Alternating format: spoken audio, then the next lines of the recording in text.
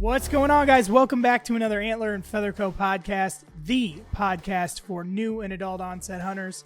My name's Vince. I'm going to be your host, and this is a show where I, a newer, inexperienced hunter, bring guys on who know a little bit more about hunting than I do, and I ask them questions, and as I'm learning new things, I just want to pass that info right along to you guys.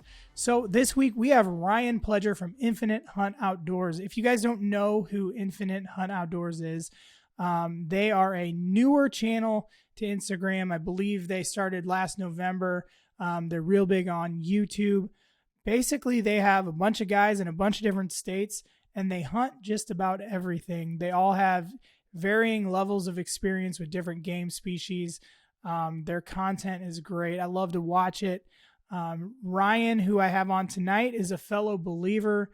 So that was really cool to find out about him. And it's just a great show. We're going to cover things like, well, we're going to start by talking about who Infinite Hunt Outdoors is and what they do. And then we talk about a little bit about turkey hunting. Ryan's not having the greatest go at a season with weather and just different things. But then we deep dive into kind of tactics and reasons for spring scouting for deer season for the next year. What you can be looking for, why it's important, what kind of sign can you find now that you can take with you into the woods next season and still be valuable. So it's a great episode.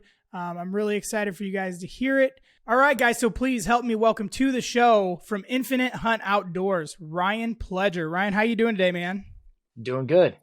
Good, man. So let's just start off. Infinite Hunt Outdoors is new to me, pretty new to me anyway.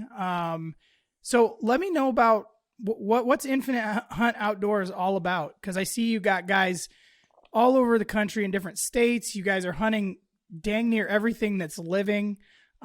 It's been really fun to watch. But yeah, give us a background on how it started. You know, what are the origins and where you guys headed with it? It started, my brother and I, we grew up hunting, pretty much all of our lives and just a little bit of everything. And honestly,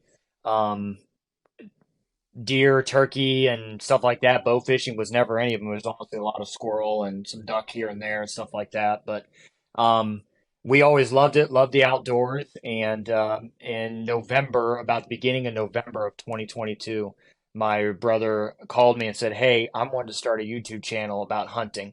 Me and you both love hunting. And what do you think?" And we talked and chatted about some different things that would need to take place for that.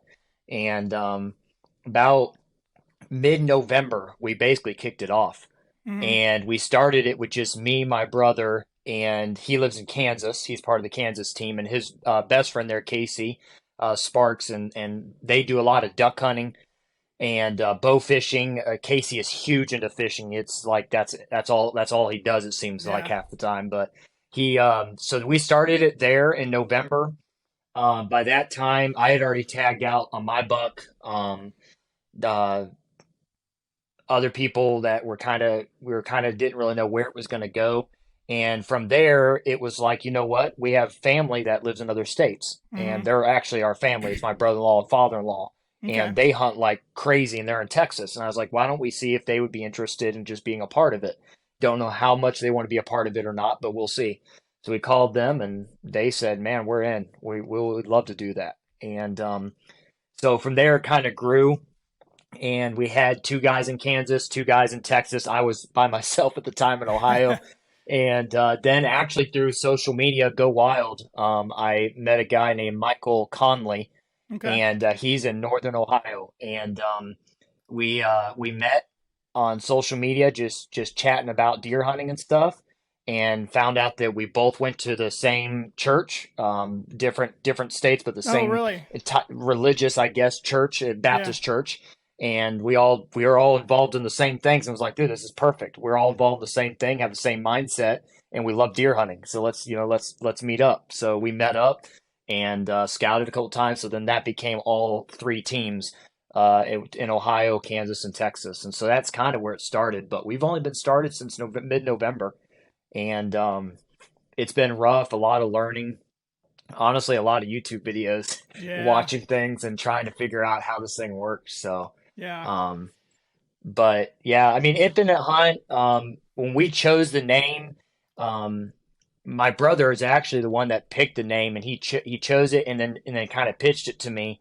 And he said the reason he wanted to do Infinite Hunt is because he didn't want to just stay to one genre of species. He wanted to Mm-hmm. spread it out because all of us were diverse. Some of us, the guys in Texas, they love hog hunting, Yeah. but they don't have turkeys where they're at, and they don't really do a lot of fishing there. But they do a lot of deer and hog hunting, and coyotes, bobcats, things like that. And so, in Kansas, they're all about ducks. They do a little bit of geese. They do some deer, but they're not big into deer at all. That's kind of like a last resort. Um, they do a lot of turkey, and they do a lot of fishing and bow fishing. So they're huge into that. Here in Ohio, it was honestly small game stuff, some coyote hunting. We were trying to get into turkey hunting, but mainly deer was our biggest thing. That's Mm-hmm. kind of how we lived in that area. Some fishing, things like that. But so we chose the Infinite because it basically said anything, everything outdoors, Right. and that's who we are. All of us love the outdoors, and we're always out there with whether it's with our families or whatever, which is who we are. Yeah. Um, so that's kind of where it started. And again, we've only been, what's it, May, and it's November is when we started. So, Yeah. we're all new to this, and the truth is, man, we're not experts in anything. We just love it and always trying to find ways to be better. Yeah. Learning like crazy. We watch a lot of this, probably the same shows, and learning from them on YouTube and other things like that. So, Yeah. it is And what it is. I mean, well, like I said on last, or well, I guess it'll be last week's show when this airs. Um, I started this like a year ago, and yeah, man, thank the Lord for YouTube, because I mean, it's Never kind of thought like I'd say that. Just be I honest. I never thought I'd say that. I know, you look at it. You originally get into stuff, and like everyone, it was like, again, I said last week, everyone's like, start a podcast. Everyone can do it. You can do it on your phone. You can, it's really easy to do. And, there's avenues where it's free, and yeah, start a YouTube. You can do it on your phone. And it's all like, you start and you quickly realize, oh no, I just got into something very expensive. Yeah, it's And yeah, it's not just expensive, because most of us do not have a videography background or a photography background or an audio visual technician, whatever you want to call it.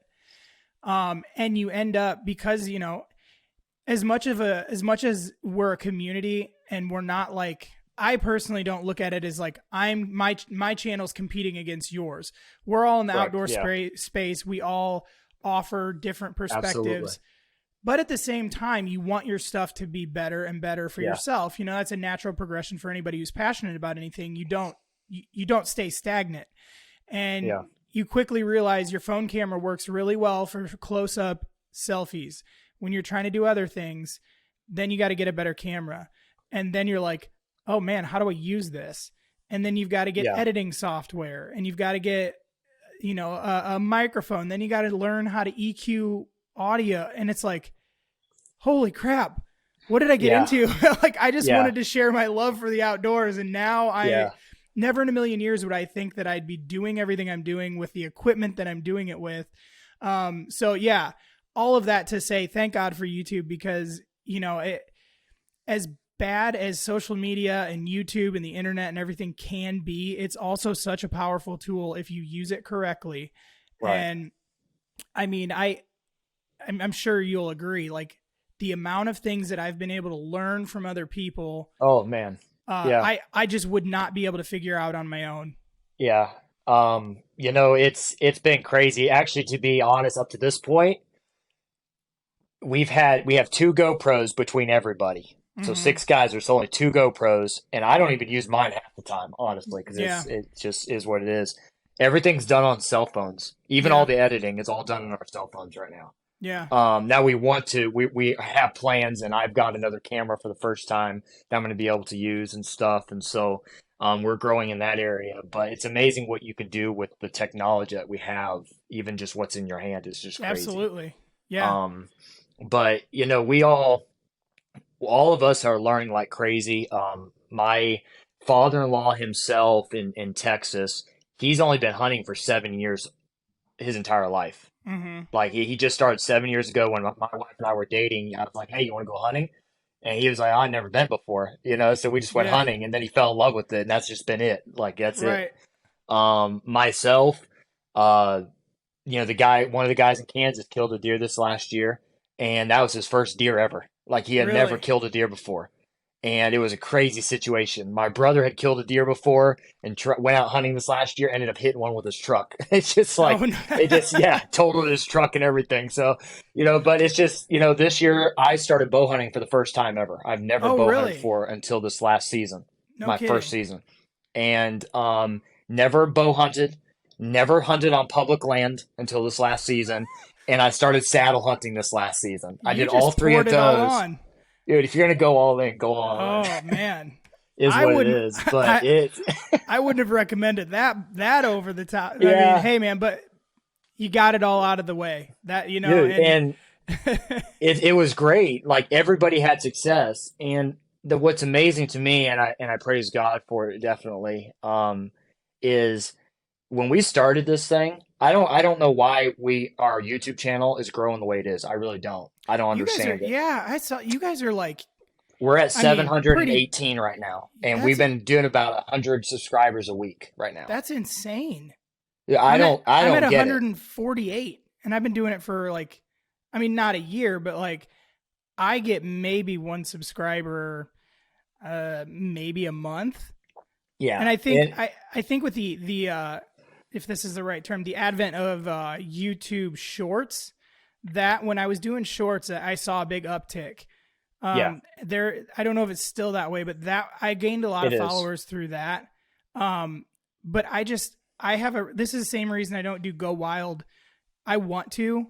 I wish that the entire outdoor space would just move there permanently and give up Instagram. Like everybody in the hunting community just said, okay, guys, on May 15th, we're all done. We're all going over there. So, because I mean, Brad you know how would love that. when you have a reel or whatever you want to post, you've got to post it to Instagram. And then if you want Go Wild, you got to go over there, redo it all, put it over there. If it's a reel and you want to put it on shorts, you got to go over there. I wish there was one system to just shoot it out everywhere. But that's like, I got real burned out posting to multiple different apps. So I stopped doing shorts and then like my growth stopped. Yeah. But now that you said that, someone's going to actually do that and make a program that does that. And they're going to be a billionaire and we're going to be sitting here still scraping. That's fine as long as I can use it.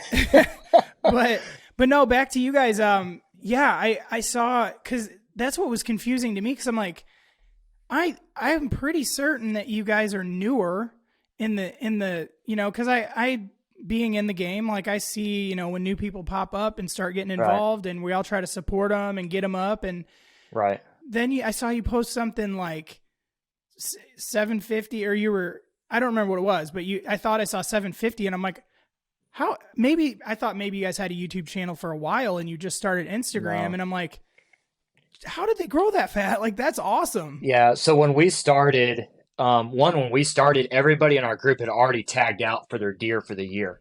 Like we did not start at a good time. That's probably wasn't why. Did you guys get any of that on camera? No, we got some pictures and we had pictures. We had some things on camera, but it was individuals just happened to record, like they didn't get any, we did not have any shots on camera at all. None. So no usable content really towards the we channel. Basically, we had like my father-in-law had a picture after he shot the deer videoing himself. Yeah. And then going and tracking down the deer. He had those, but he tagged out 3 deer in one hunt within like 15 minutes. Holy crap. Yeah. Yeah. And they were all laying within like visual of each other. That's awesome. So he did that. So we had like that little clip and then we just added the pictures in. So we didn't have any full footage videos, like story videos at all. Right. Nothing.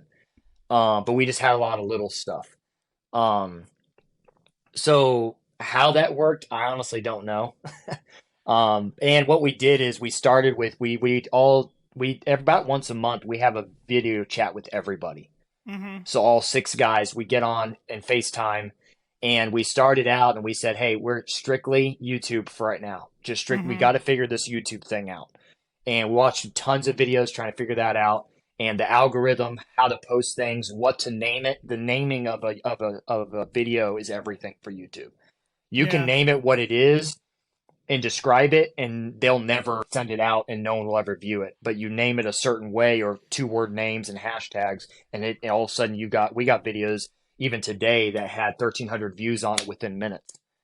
Off camera after this, you're going to have to give me that secret sauce. I will. Because I suck at it. I've had to pay too much attention to too many other things. I have not figured out YouTube at all. Actually, I think it's Dave at Urban Pursuit. He wants to do a live and actually talk about that. And I don't think I have all the answers, but I could just share what we've done to try to help people if that'll help them. Yeah. So we did that, and then basically what we've done is divided up everything. So we got one guy that runs our Facebook. We got one guy, I run our Instagram, and I run our Go Wild, but I basically just repost everything from YouTube to those two things. That's all I do. Yeah. And my brother runs TikTok. And we have another guy that's on a couple saddle hunting forums, and he runs that. And so everybody kind of, YouTube's the hub, and then we branch out from there and hit everything else. So yeah, it's different. We're still learning. Is what it is. Well, and there, I mean, it's a lot to learn just to get on your feet with it, but then it's dynamic. So you get it figured out this month, and then next month something changes, and it's like, well, what happened? My brother and I right now are editing like 20 different videos a week right now. Yeah. And we take videos and cut shorts out of them and stuff like that, and then make full videos. And so sometimes I'll sit there on my couch and just edit like 8-9 videos in a row. Just start editing, adding things to it, getting it ready, and then sharing it to a shared file. And like, okay, this has got to go up next week, and this type of stuff. So it's busy, and we're not even into the actual seasons yet. Right. Yeah. Yeah, it's gonna be interesting. Do you guys want to actually document full hunts? That's our goal. Season? Yeah, that's our goal, and that's what we're really, honestly, we're taking everything before that and just trying to get all the kinks out of it. Yeah. And honestly, it comes down to it. I hate to look at it like this, but you almost have to have that was my brother, and then we're doing the bow fishing. And I was like, you guys need to get an outline of what you want to video every trip. Like, have an outline in your head, video this, then video this, then video this, then start videoing this angle and this angle. And just kind of every time you go out, just kind of keep videoing those different things. And that's what we're trying to really learn and master, is that portion of this next season. We want it to be a like journal, if you will, or a video, almost like a movie that someone could watch and it be reality. And whether that's shooting the wrong deer, missing the deer, whatever it is, that's reality, and that's what we're going to share. And so, it's awesome. Looking forward to it for sure. Yeah, that is awesome. Well, before we kick into anything else, let's take a quick break. I can't even talk. Take a quick break. You already know where I'm going with this. Yep. Take a quick break, guys, and we are going to say a prayer. There we go. We got it out. Lord Jesus, I thank you again for another day. I thank you for another opportunity to wake up into your creation and to just do simple things like record a podcast, go to work, drive my truck, interact with other people. Things that we take for granted every day. We tend to think that life is just life. And the truth of it all is that you are over everything. You created everything. You're in charge of everything. Everything that's going well, going bad, you are behind everything.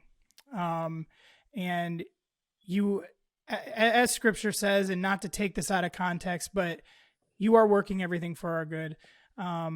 Specifically due to, conversations I had today. It's easy when life is not going the way that we plan it.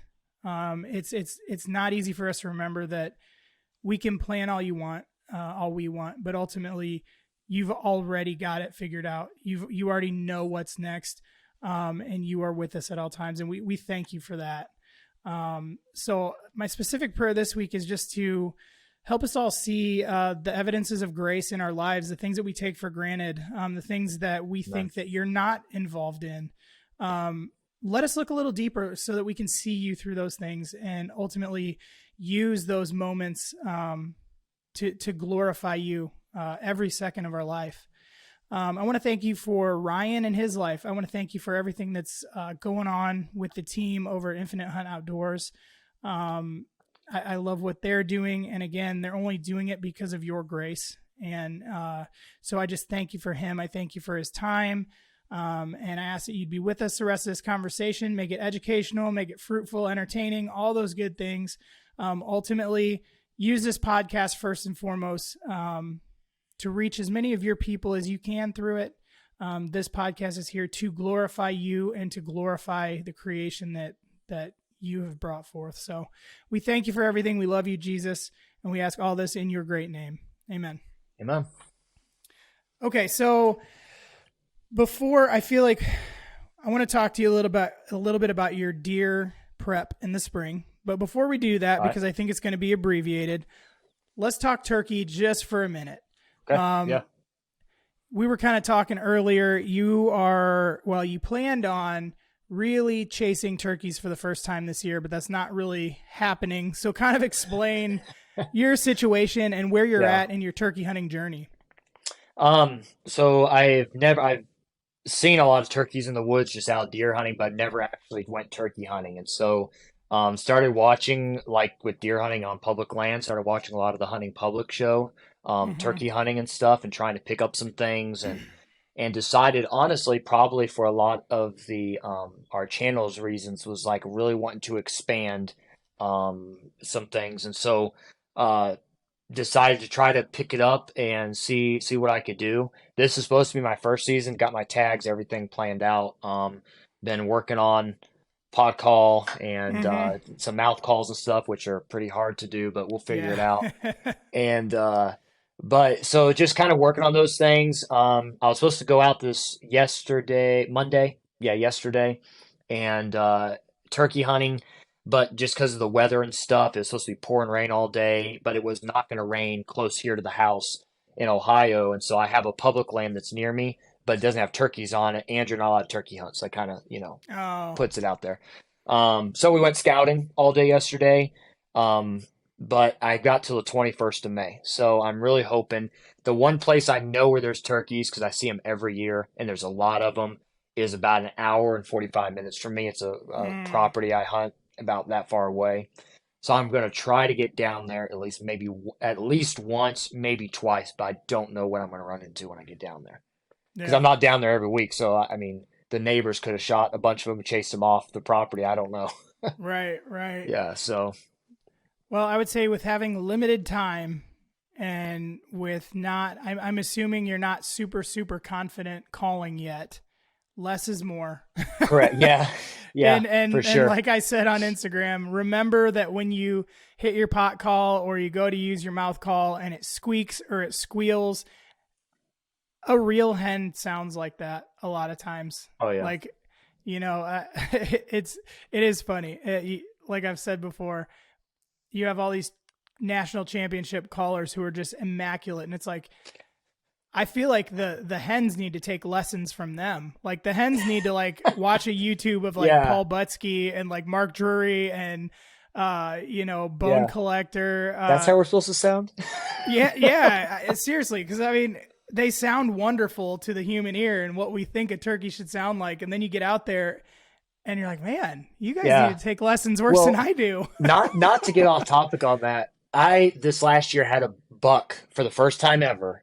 I had a buck grunting right in front of me. And in my mind, I'm going, that doesn't sound anything like my grunt call. No, not at all. Like how in the world, like, are we hearing one thing and they're hearing something else? Like, how is that working? But yeah, anyways, did not jump a subject, but I thought about that.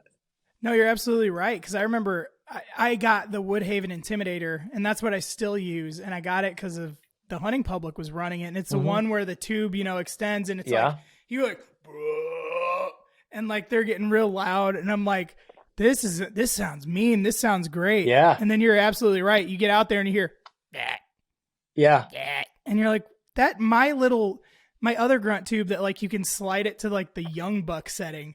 Yeah. Doesn't even get that high. Yeah. This doesn't sound anything like a deer, man.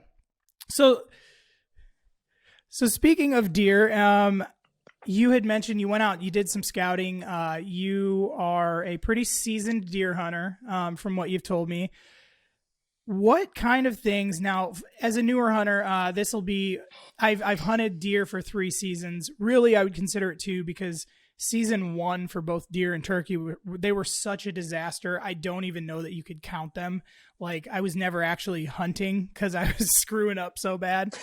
But from a newer hunter perspective, to me, it seems like, why would I go scouting for deer in the spring when we know ranges change, we know food sources change, Right. we know all kinds of things are going to change by the time fall comes. So I'm curious, and for other guys who may be newer to deer hunting, what kind of things are you looking for when you're going on scouting trips in the spring that, you know, pay dividends come October, November, December? All right. Hey guys, I just want to take a quick moment to let you guys know who the friends of this show are. For starters, Buzzard Roost saddles. Buzzard Roost saddles are the most comfortable, most adjustable saddles your little butt is ever going to sit in, or big butt. You can have whatever size butt you want because Buzzard Roost can adjust to whatever, and you're going to be comfortable. Get yourself into a saddle now while you got plenty of time to practice in it, so that when you get into the deer woods next year, there's no guesswork. You can focus on your hunt, not on your saddle. So if you want to check them out, use code AAFP10 on their website. That's going to get you 10% off at Buzzard Roost Saddles.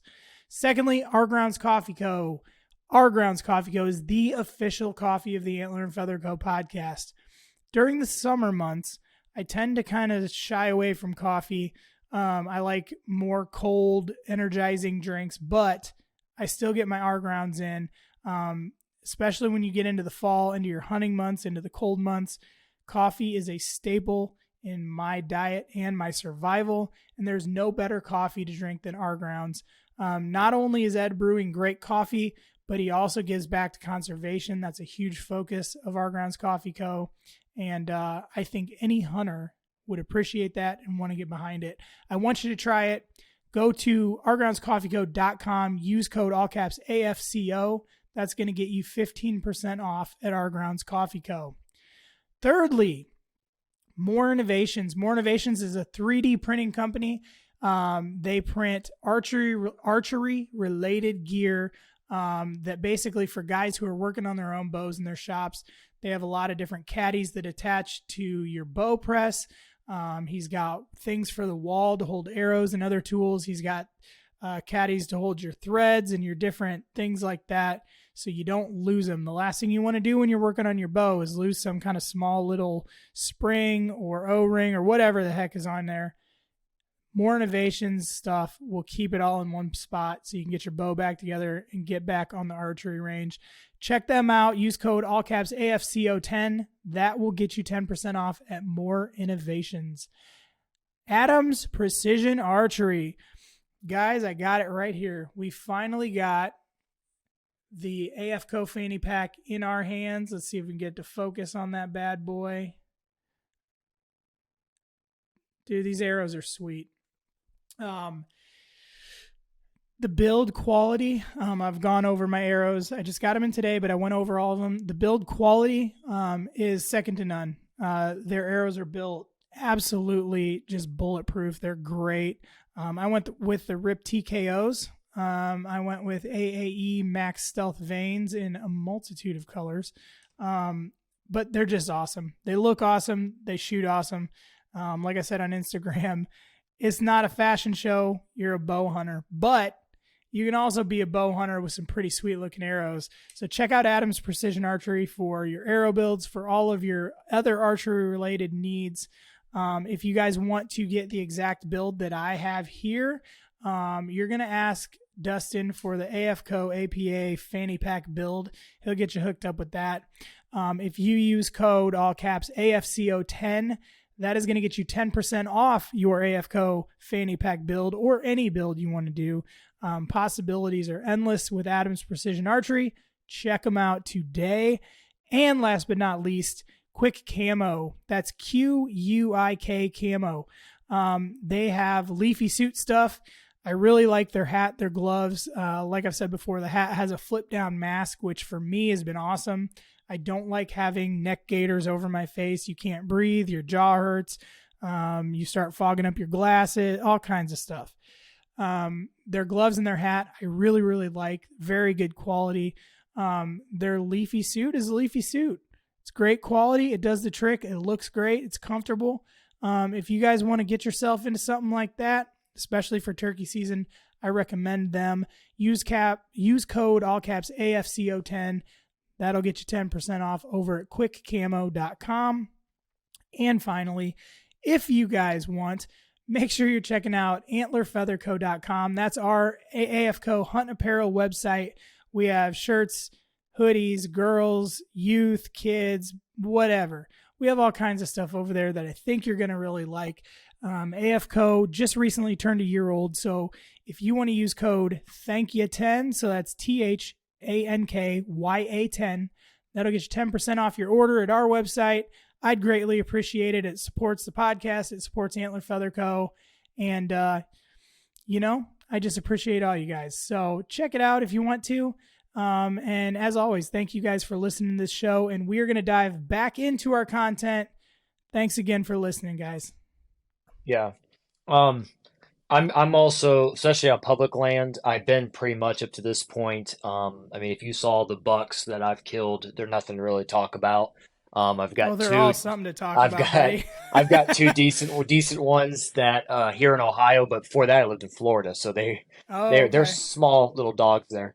Those down there, like 110s are like giants, aren't they? Yeah.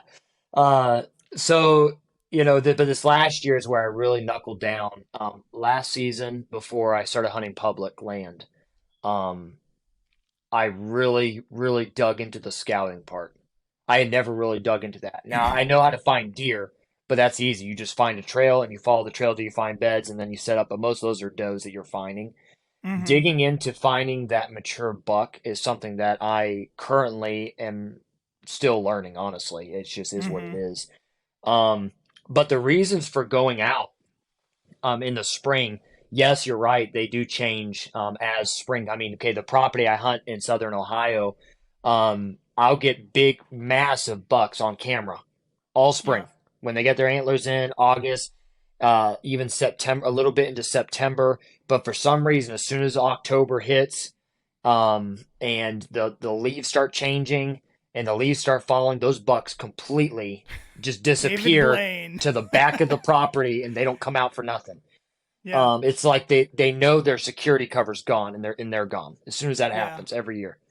But I've seen that happen multiple times, and so the spring for me, especially on public land, that's being tied down to a small property, so you don't really have a lot of options scouting wise. You kind of know where they're at and where they're not, type thing. Yeah.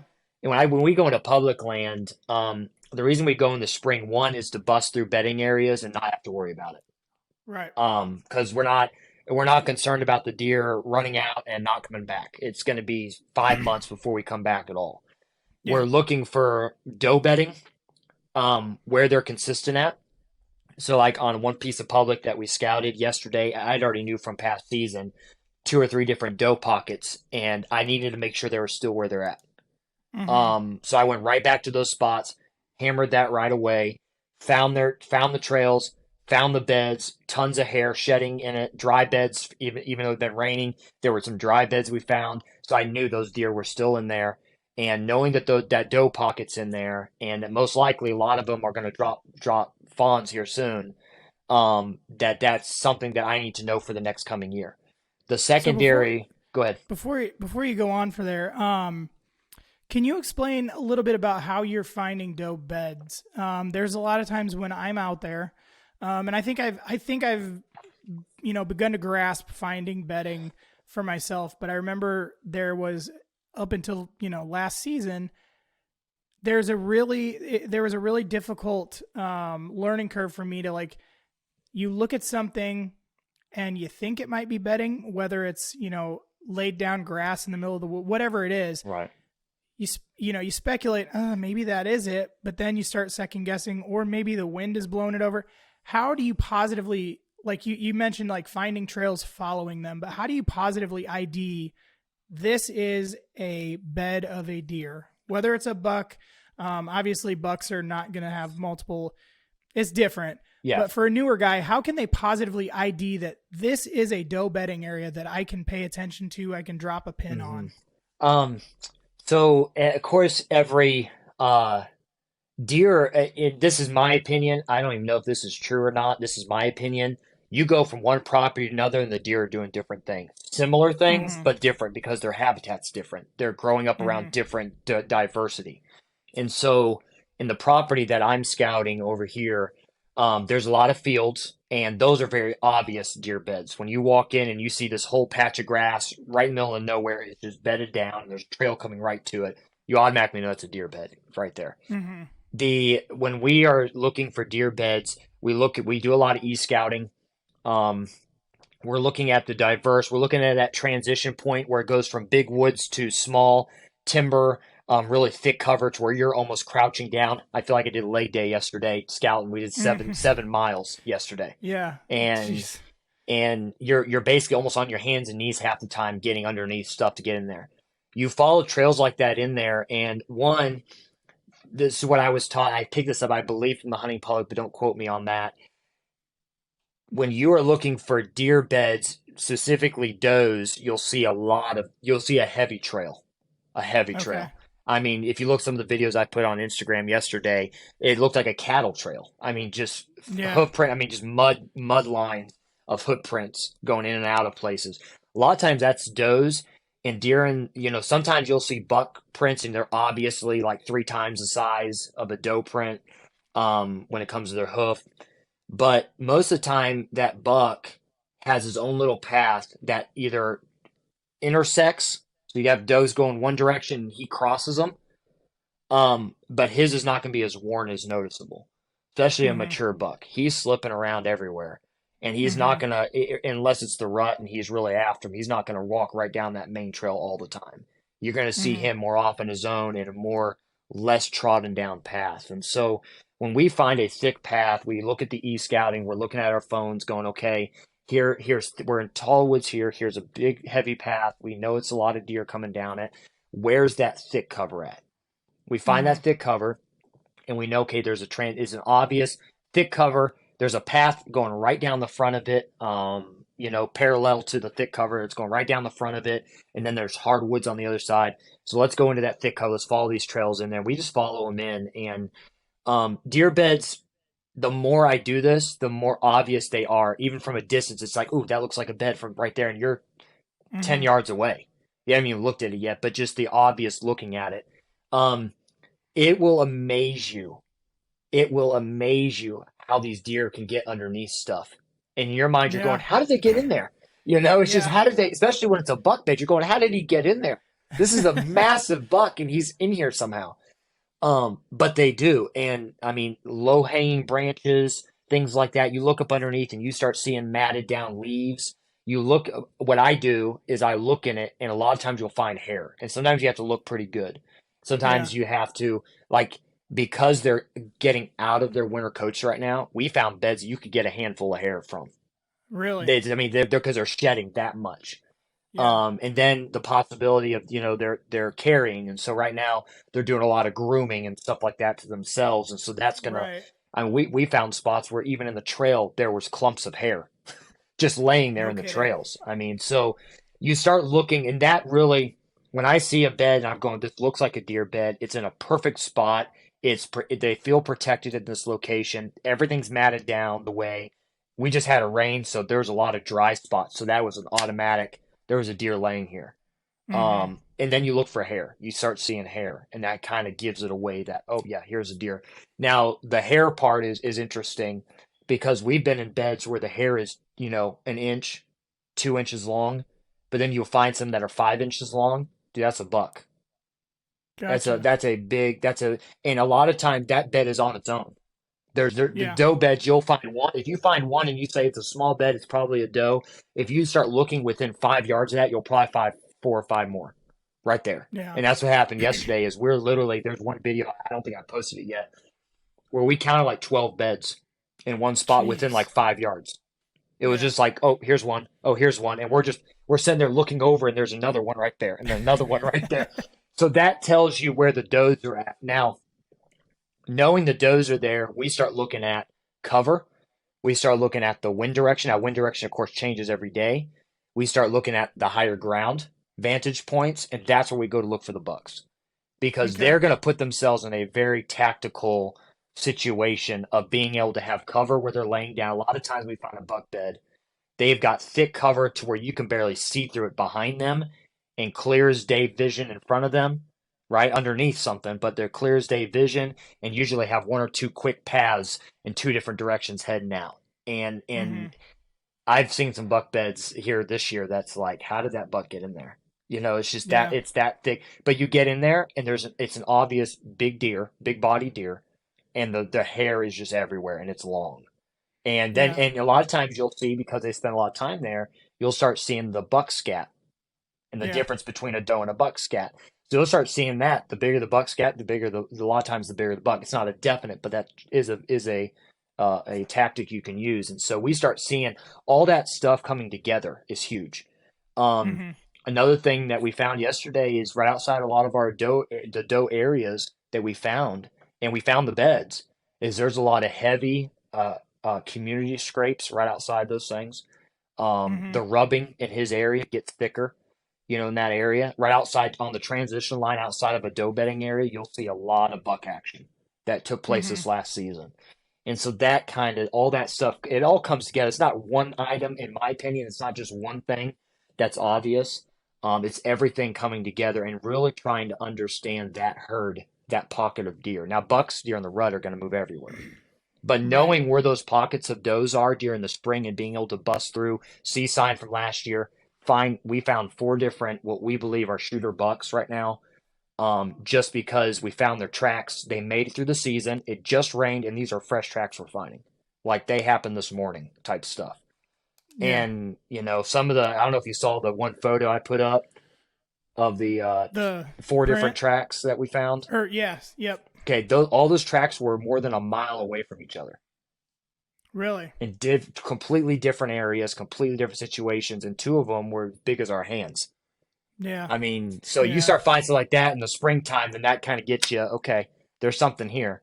Now we got to Yeah. get some cameras out and we got to really find out where this guy is, which direction he's traveling, and things like that. So you start early. The more you plan, the better the year goes because you go in confident, ready to go. Right. Knowing exactly where you're heading. And when things change, you just got to change with it. But ultimately, you have a game plan going in. Right. So one thing you brought up is the rubs and the community scrapes. This is halfway me. I guess I'll just take this as being new. It's one thing that, like I said, I haven't focused a whole lot on like out of season scouting, out of season deer pattern. I mainly because I very mobile public land hunter. Right. I'm usually just relying on what I find when I'm out there. Trying to find the freshest sign that I can and figuring it out from there. But so when you're finding these scrapes, are these things that deer hit all year round, or are you looking for scrapes that are still there from last year? Rubs obviously are from last season. Right. Depending on how new you are to deer hunting, you probably know deer drop their antlers. There's a lot of people don't But know that, which is funny. If you didn't know that, if you're real new to it, every year deer drop their antlers. So Oh, yeah. they are not rubbing right now, and they're not going to be rubbing as their new ones come in velvet. That's primarily in the fall. So when you're looking for rubs, which, does your brain scrape rub, and you get them mixed up? Oh no yeah, matter how when I much was a you know kid, I them? called a rub. I called a rub a scrape. Like as a kid, Yeah. I was like, oh man, look at the scrape, and then someone said that's the difference, and I was like, oh, okay, But yeah, so if you find rubs, those are obviously going to be from last year, and that's a good right, indication that, hey, he may have got shot, but there was for sure a buck here or correct, multiple bucks here. What's the situation with scrapes? Because I've heard both ways. I've heard that scraping is really only a winter activity, not even winter, fall activity. But then I've also heard that scrapes are used all year round. just for communication reasons. Yeah. So what's the deal with scrapes? And if you find them now, what intel does that give you to take in to the next year? When I talk about finding scrapes this time of year, and yes, I've heard both of those sides. I'm going to say sides of that, and I don't know exactly what I think about it. I do know, yes, of course, just like rubs, during that season of time, the scrapes and the rubs are just a whole lot more than they've ever been the rest of the year, and that's obvious. The scrapes that we're finding yesterday are scrapes that you can tell. Okay, illustration. There's grass everywhere, and we find a spot, and there's no grass in it. And there's like almost a hole, and there's literally a licking branch hanging right over it. Well, that tells me whether it's being used today or used, 2 months ago. This is a scrape that's getting used every year. One, the branch is there. It's right outside of a dough bedding. And here's the other thing that these are like the details that you can take for granted or not see, is all the ground is one level, and right underneath that thing, it's dug out a little bit. So think about how much that had to be used for it to do that. So these are things that you pick up on, and it's like, this might be a community scrape that gets used a lot right here. One, it's an obvious old scrape from this last year. But the fact that this thing is tore up, and I mean, the one we found, it was like, right down the path, it was like 4 foot long. Really? Yeah, it was no small. And we opened it back up and to try to see if we can get any traction from them. But are you a peer or not? You pee in it or not? No, just scrape it. Oh, I did that. I did that everywhere else. It was a long day. Right, my coffee was coming. I love asking people that, because there's the people that are like, "Oh yeah, absolutely, I pee in it," and then the people that don't, they're like, "What?" Yeah. And I'm like, "Do you pee in it?" And they're like, what? It's like, yeah, you pee in it. And then I'm like, well, I mean, I'm new. I don't know. I just hear other people peeing in it. It's like, so I've not that I judge people on whether they pee in the scrape or not, but I feel like there's definitely two camps in there is. with that. No, I don't rub my glands on anything, and I don't reach up and lick the branch and nibble on it for a minute.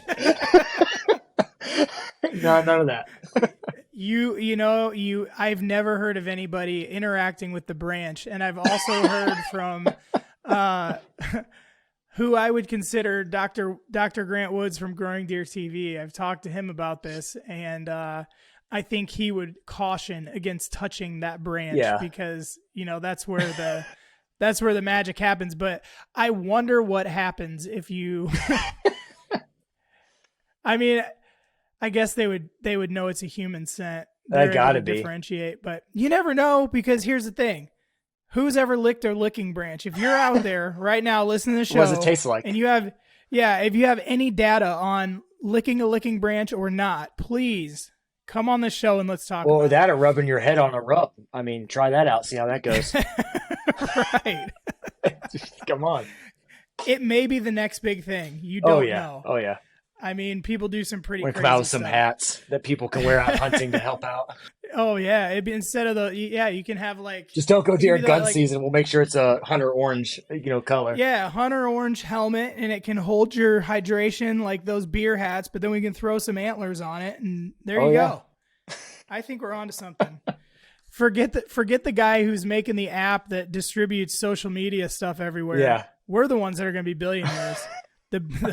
The Buck Beer Antler Deer Hat. I think that's got a ring to it. All right. Well, I just got this way off topic, so we'll bring her back in. So you're finding scrapes, you're finding rubs. What other things are you looking for right now that you like to drop pins on and you like to keep in the back of your head? You're talking about finding bedding areas at this moment. If you find doe areas, do you find that doe, like I said, we know that when the summer comes, when the fall comes, as food sources change, as all these different things change, deer move. Right. We do know that is 100% fact. Are these bedding areas that they're in now, why are those valuable now that you're finding them, you're putting this time in to hike and find them?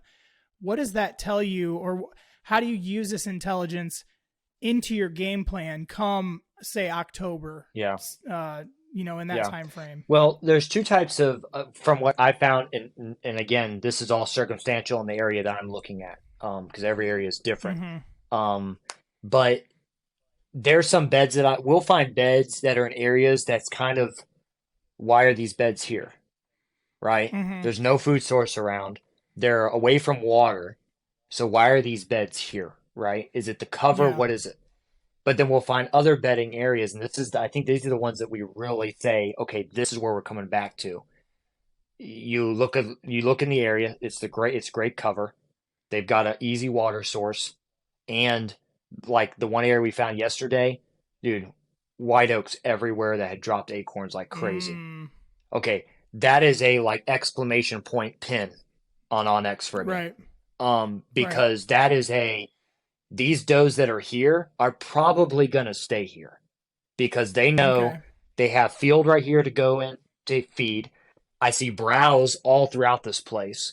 They have the water source right there, thick cover for beds, and they have exits everywhere, right? And then they got the acorns that are coming eventually. That right there just screams to me, these does are probably going to stay here. And this, some people might, I don't know if some people think this or not. We've seen it on different private properties. I don't know as much on public or not, but that sometimes does will actually when they're carrying and they're about to deliver, they will actually go to a different area that they feel maybe more safe in, and that might change. But once they're done, they're eventually coming back because that food source is there, that comfort in what they know is there. And so now again, that's more private land. We've seen on private land to where, because of like coyotes and stuff, they'll come closer to the houses to deliver because they feel safer maybe from the coyotes. Right. Now that's again circumstantial. That's one of our guys has that happen every year. He knows exactly what wooded area that all the babies are going to be born in every year. They come to the same area and it's really close to his house. And we see that sometimes in public land also, to where you'll see one area that's really tore up and you can tell they've used it for year after year after year. This place is getting used, and then there's another place that's kind of not used as much and a lot fewer deer going to it. And there's really in your mind, you're looking at the spot and going, why would they even be here?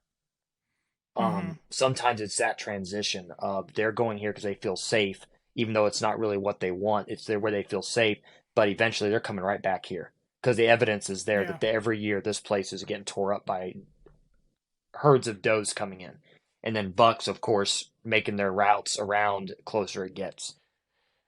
So do you find, have you found in your experience that, because like I've said 100 times already, the show, we're told by, I personally, I don't have the experience because like I said, it's been 3 years. I just don't have the experience. But we're told that they move. Now, have you found that, do a lot of us how do I want to say this? Complicate? Do we when I hear move, I'm thinking, okay, they're in, the far north side of a piece of property right now. And then in the south or in the fall, they're going to move a mile south, and set up shop over there. Now, have you found that like, when we hear about, well, they're going to move, is that not as drastic as maybe some of us make it out to be? Like, do they, like you had mentioned, like if you find these beds and they're really worn and it looks like they're, they've really made it home. Is it not uncommon where if they're bedding there now, they may continue to just use that area in the fall? And again, we're talking about does, not bucks. Correct. But for especially newer guys who just want to get a deer under their belt, do you find that if you find places now, it's really worth checking out in the fall because there's a chance they may still be in the area? Now, I think the way I'm going to answer that is to give an illustration example for me this last season. Okay, so first season public land, first season saddle, first season bow hunting. Okay, and my very first sit, I went and found, I walked onto this public land like a month before season started. And I literally Mm-hmm. walked in. I literally, the February before, I started watching the hunting public and trying to learn. I was Mm-hmm. not, scouting was like a foreign subject to me. So Right. this is new to me too. So what I know or what I'm wrong on, I'm all learning at the same time. Yeah. But I walked on, I scouted, and I found a lot of deer sign. I didn't say buck sign, but deer sign. And I Yep. knew, okay, this looks like a perfect area for me to set up come season. So I get up in the tree first morning, and 9 o'clock, I hear a deer coming, and 9 does walk right out about 15 yards from me. And I pulled back. I already told myself, first doe that comes out, I'm taking it because I want to get a bow deer under my belt, saddle deer under my belt publicly. I want to get it done. So I Right. pull back and miss by like inches right in front of her chest because I gripped the bow, made a mistake. Those Yeah. deer took off, right?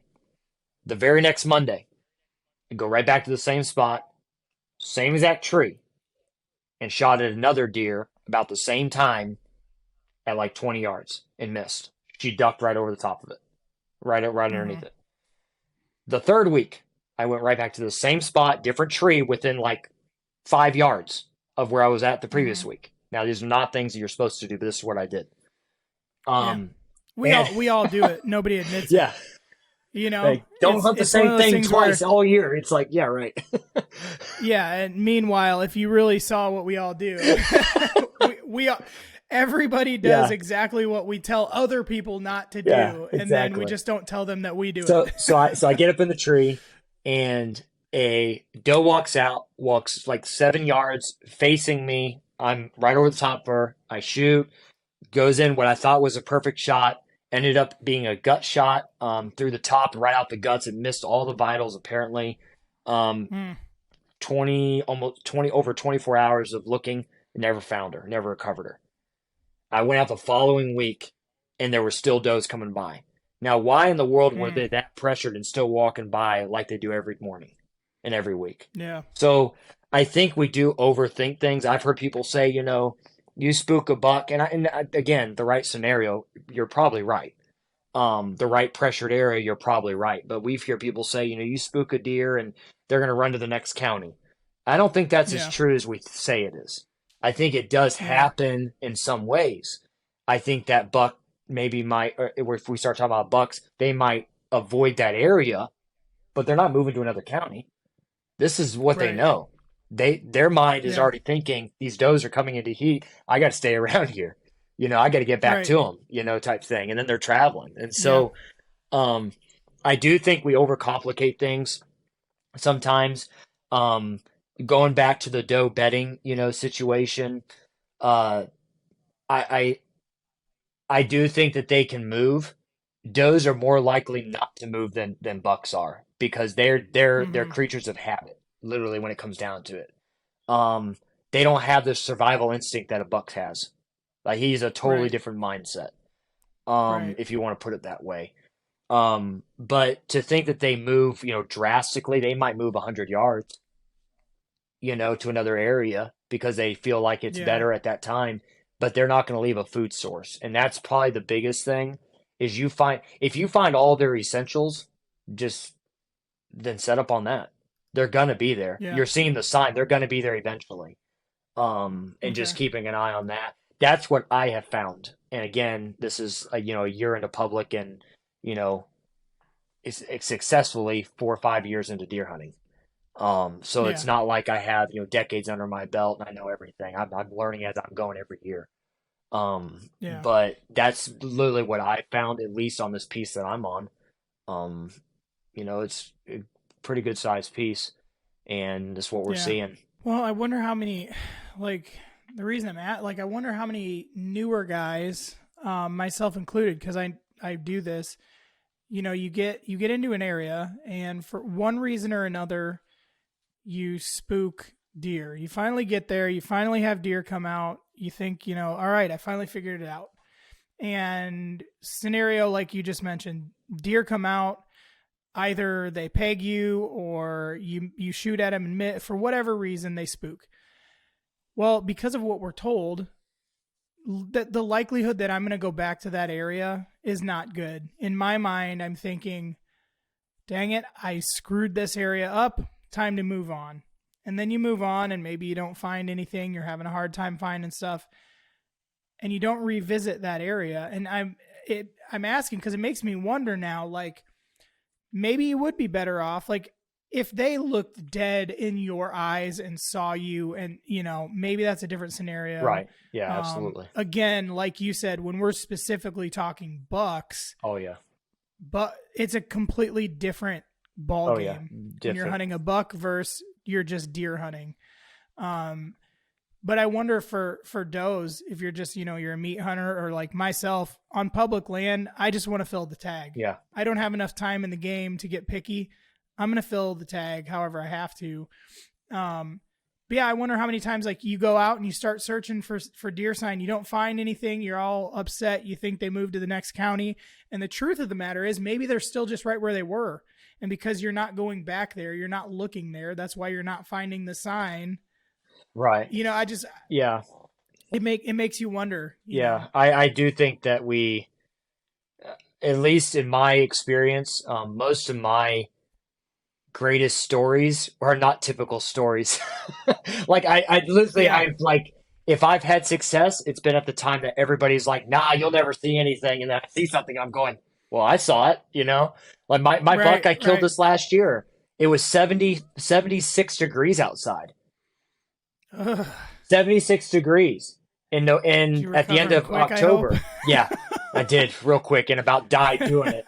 But 76 degrees and everybody in Ohio was like, not going out this way. It's pre-rut, not going out this weekend. They're not going to be moving.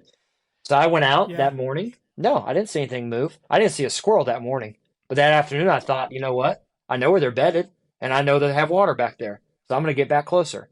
And on my way back, I bump a deer and to my left and I stopped, got down, knocked an arrow and waited, try to get it to calm down. It kind of started walking off and then started, blowing, but not super loud at me. And I grunted at it with my grunt call. And I took 2 steps and this buck I shot comes running at me at 75 yards as fast as he can uphill. And he stands looking straight at me at 15 yards. And I drilled him in the chest and he dropped within 2 jumps. He literally turned around, jumped twice and dropped. Really? Now, 76 degrees, I wouldn't expect that to happen, but it did. So why did it happen? Yeah. Now it's not going to happen to everybody. Yeah. But I think sometimes we overthink, well, it's not as cold as I want it to, so I don't think the deer are going to be moving. Well, he was moving. Yeah. He was moving pretty fast. And there was a deer out and it was 1 o'clock in the afternoon when that happened. Really? It was 1 o'clock in the afternoon when that happened. That's like everything against what everybody says. Yeah. Generally, when you're speaking deer, 1 o'clock in the afternoon, like they've beamed up, they're in outer space. They're not even on Earth at 1 o'clock time. Afternoon, 76, 75, 76 degrees. And there he comes running up the hill as fast as he can. Now, whether that was a doe going into heat that took off, I don't know. I don't know if it was buck or doe that I grunted at, but something got his attention and he came right to me. Yeah. But, I've had weird stuff like that happen more than I've had the typical happen.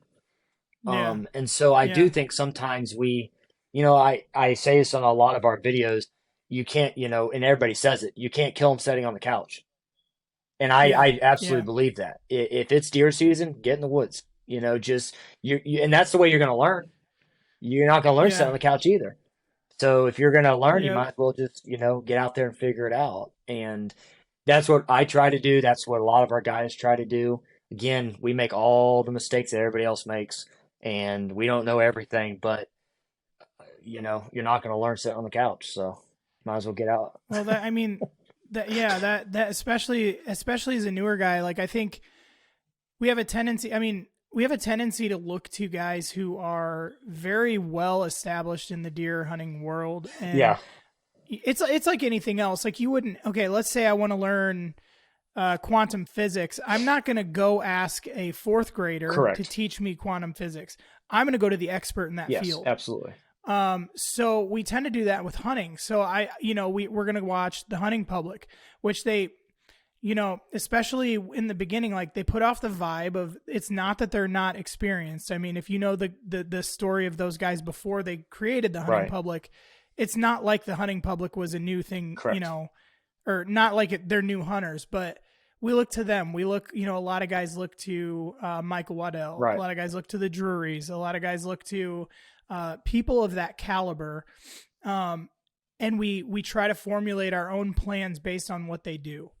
Now, if you look at, like, I know that the Whitetail Habitat Solutions, Jeff Sturgis, he is a big proponent of, oh, you can't kill him from the couch? Really? Yes, you can't. He's a big behind that message of, like, calculate the days you go out in terms of what's the weather, what's the wind, what's the time of year, what's the sign telling you. That's fine when you have, private property, very, very good private property, and you're managing it. No one's messing with it.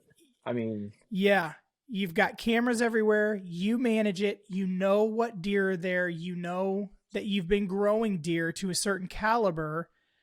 Yes, in that situation, when you have that experience and you have that style of hunting available to you, you can say all day long, yes, I'll kill him from the couch. For a new guy, I think that's the absolute worst advice any of us could ever take.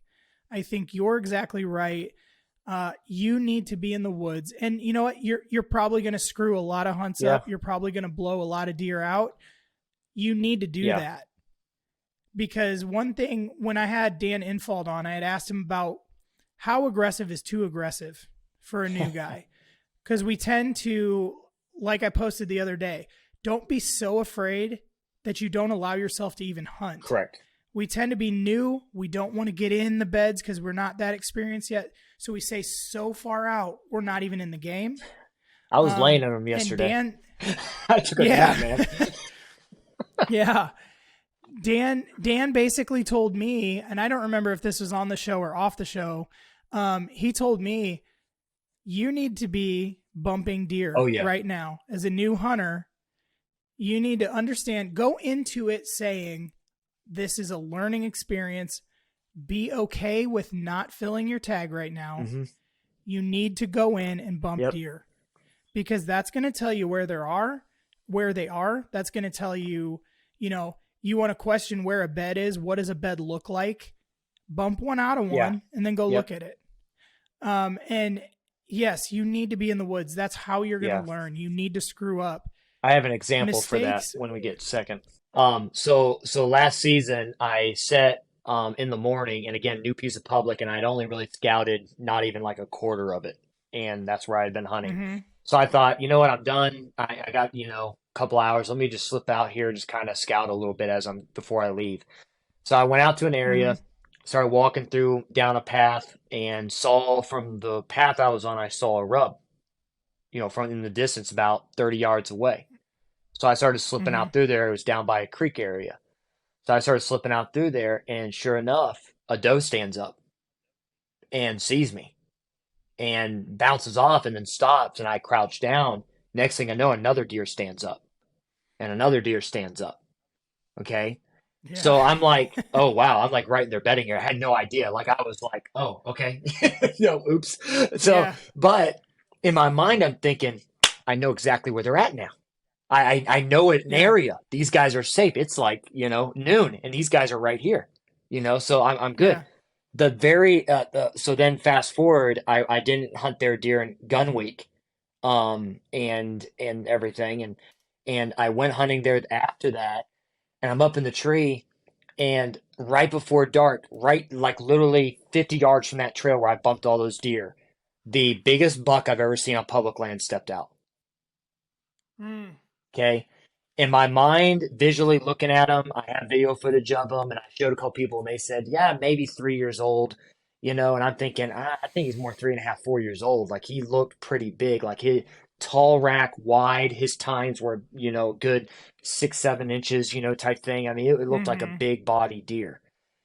So I would never have found that deer. if I didn't go and bump those other deer because I never would have sat over Yeah. there. I never would have. I Yeah. never would have come. And now, what the situation I'm in is, I went right after season, like February. I mean, it was like the day before season ended. I went out, found his tracks on the same exact trail he came out on that time I was hunting. Okay, and I Yeah. had already filled my tag, so I couldn't shoot him anyways. And I had that video footage. I found his tracks, found his scrape line down the exact same trail that I saw him come out on when I was hunting. Okay, Yeah. and looking at the track, it's one of those tracks I have on that picture. That is not no 3-year-old Oh, deer. okay. That thing's as big as No, my it hand. didn't look like it to No, me. and I saw him at the end of the season, and that's a fresh track 2 days ago after it rained.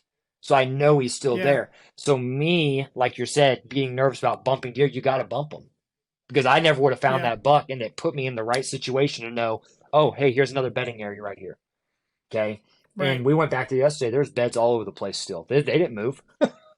I mean, Yeah. it just Yeah. did. They didn't move, and there's that buck right there, type thing. So, I do think we overthink it, and I think as new hunters, I used to be very nervous about hunting in the sense of I want to do everything right and perfect. And Yes. once I started watching like the hunting public, and I agree that I think those guys are very seasoned hunters, but they do nothing that a typical guy that's hunted whitetails all of his life would say to do.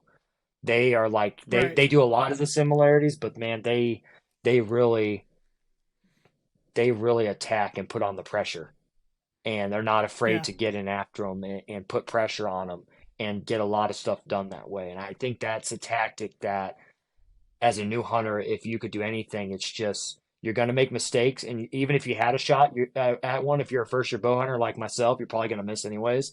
Don't let it discourage you. Just get the Yeah. miss out of the way, Yeah. like make your mistakes, Yeah. just do it. I should have had 6 deer Yep. at the end of the year with all the misses and stuff I had. And I ended up with Right. 3. So Yeah.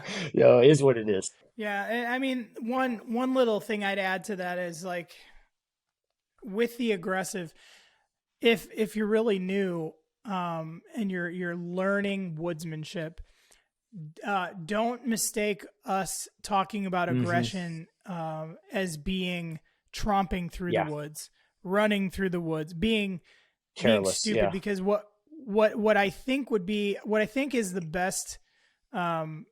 best situation for like the just go bump deer tactic. We're not telling you to just run through the woods until deer start jumping up Right. and looking at you.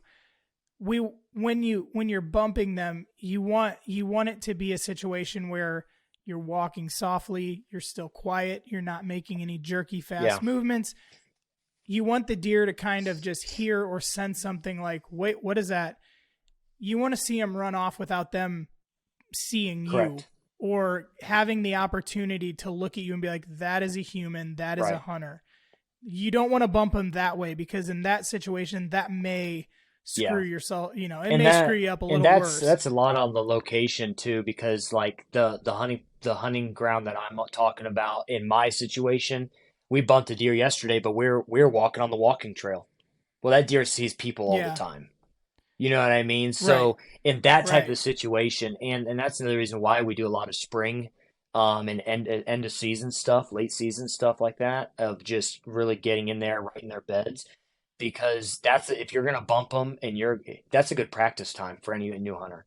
Go out during those times because you don't have to. If you bump them, it's fine.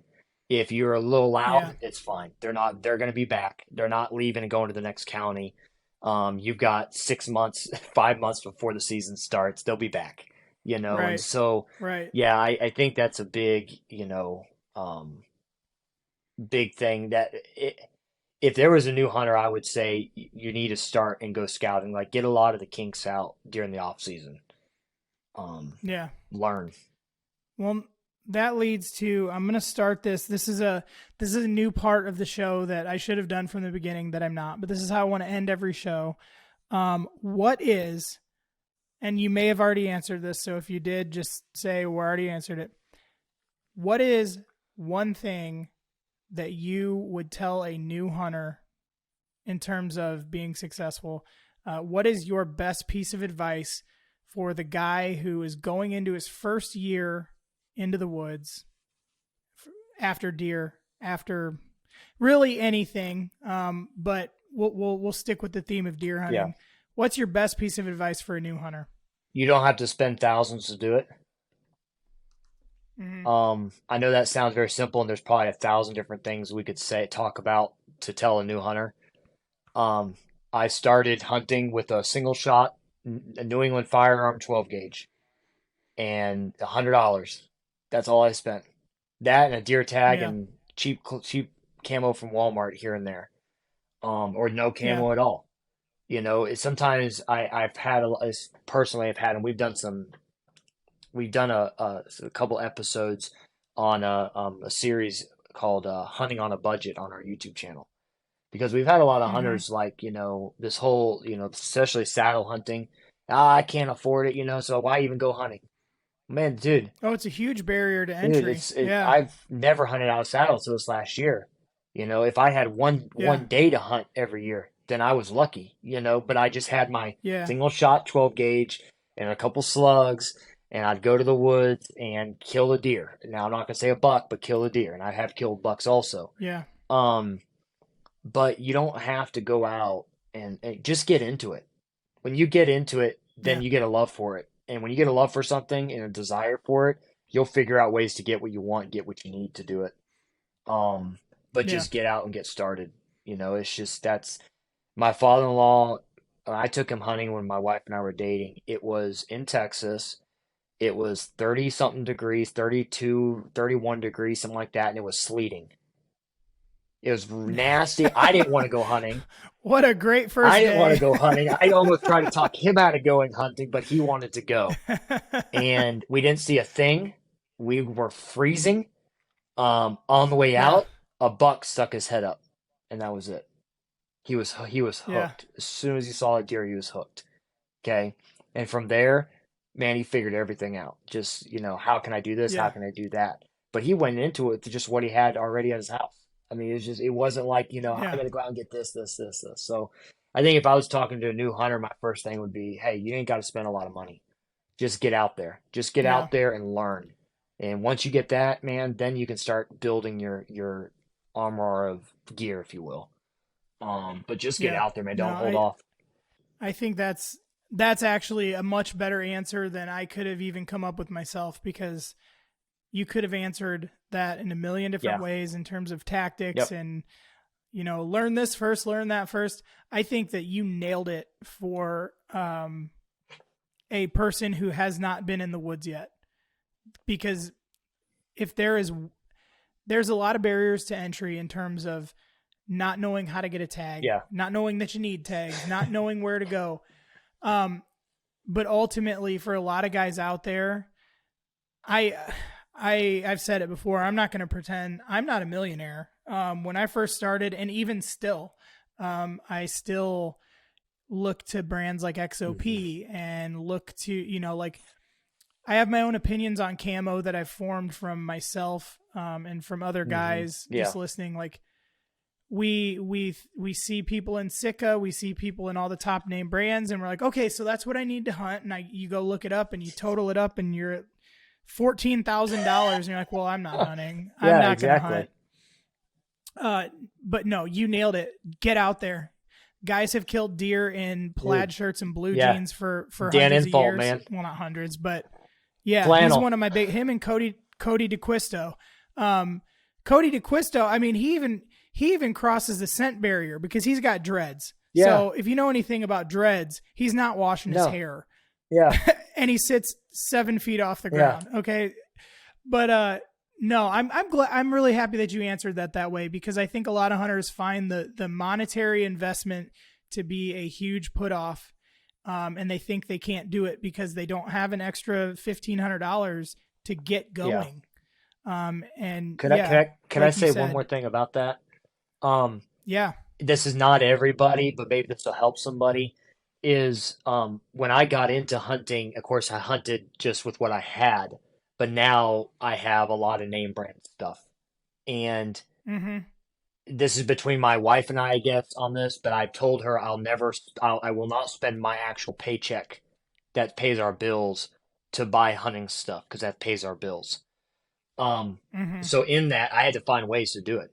I had to find ways to Yeah. do my hobby, right? So if I could say to a new hunter, you start right away. Just start minimal. What you can do, go somewhere, buy $100 gun. Just do guns. Probably the cheapest way to go. Hmm. Whatever you can wear. Just get out there, but find ways to make money.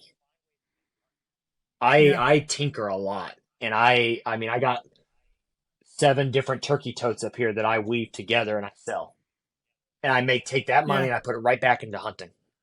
And I Yeah. learn how to work on things and fix things and just different. I love doing stuff like that, the different projects. And I find ways to make money to invest it right back into hunting. So you're getting into it and it's a financial thing. Just get into it right away, but then get creative and find ways. How can I make money to put it right back into getting what I want? And that's what they are. They're wants. How Yeah. can I do that without putting a stress on my family or on myself, to Right. do that? Just find ways to make money. Yeah. And I will close it up. I get long winded if you can't tell. One thing you said too that I like and want to expand on is like start with what you have. And when you see all of these guys who their Instagram is full of big deer, they're in Sitka, they have crispy boots, they have a Matthews bow from this year. They may have the Matthews bow that's coming out in 3 years. How the hell they get it? I don't know. But that's not a Correct. necessity. Those things are not a necessity. If you have a plaid shirt and earth tone dress pants, that's good enough. I have shot a deer in a brown Carhartt and Yeah. jeans, Yeah. and that was on the ground, and the deer looked at me. And you know what I mean? Like, understand that all of these extras, these Yeah. expensive extras, are exactly that. They're extras. They're not a necessary part of the Yeah. hunt. So, as he said so well, and like I said, I'm so glad that's how you answered that because that's perfect. Get your butt in the woods. Yeah. Just get If out there. You got to have something to kill him, but that's if it. I can get 2 minutes to just say one thing that reminds me of exactly what you just said.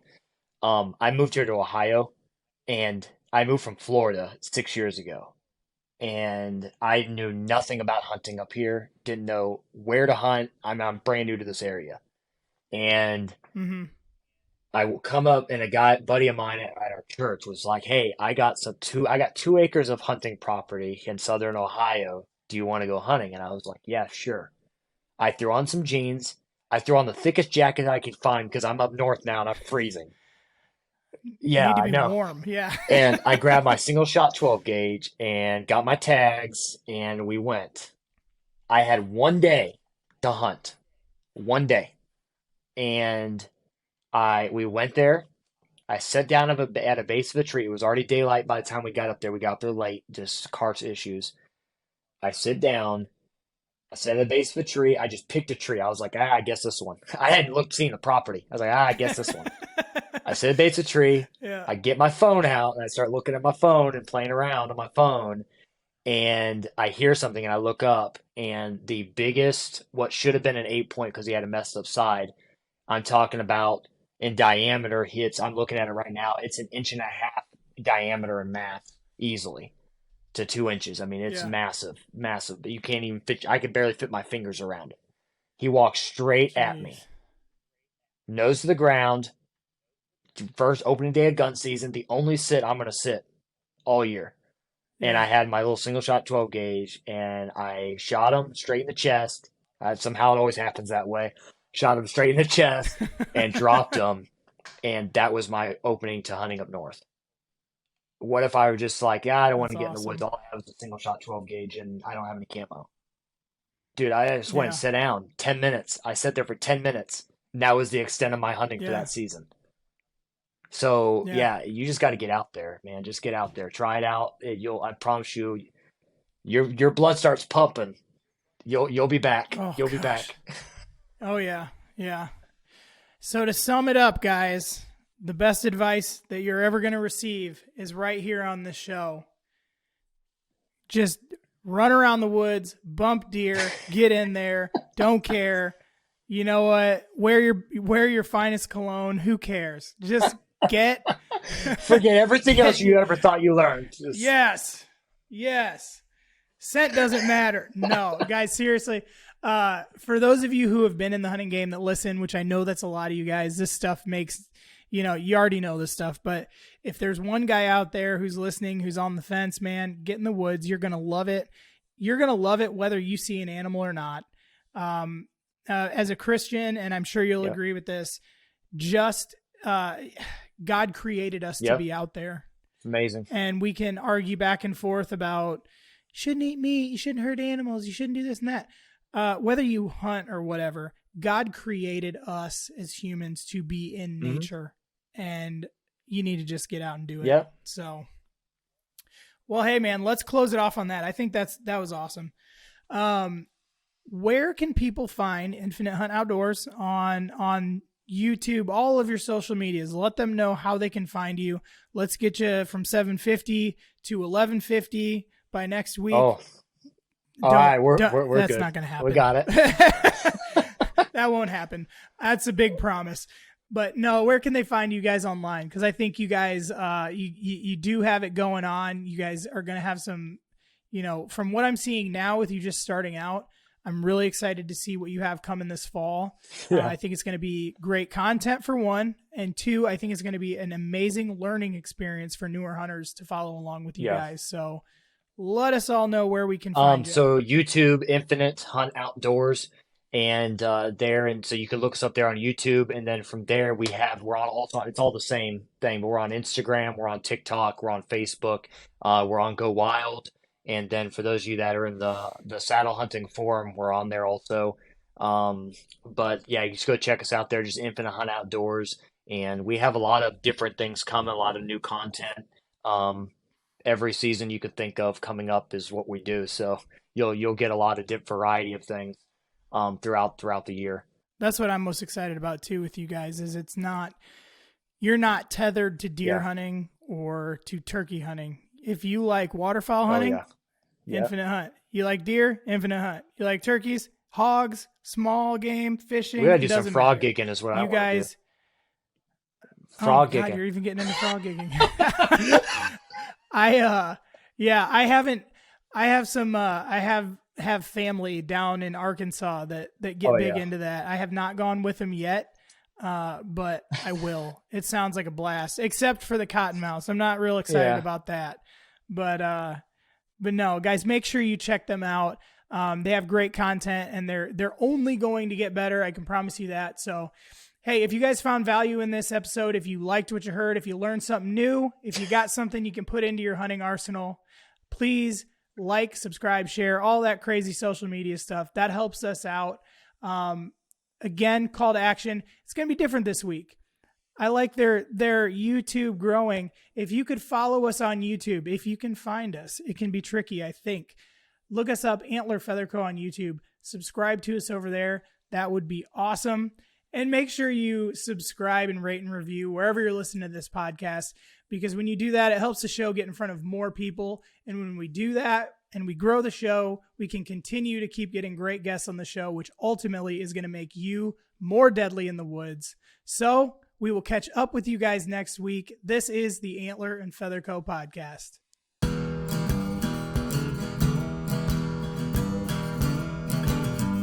You are listening to the Antler and Feather Co. podcast.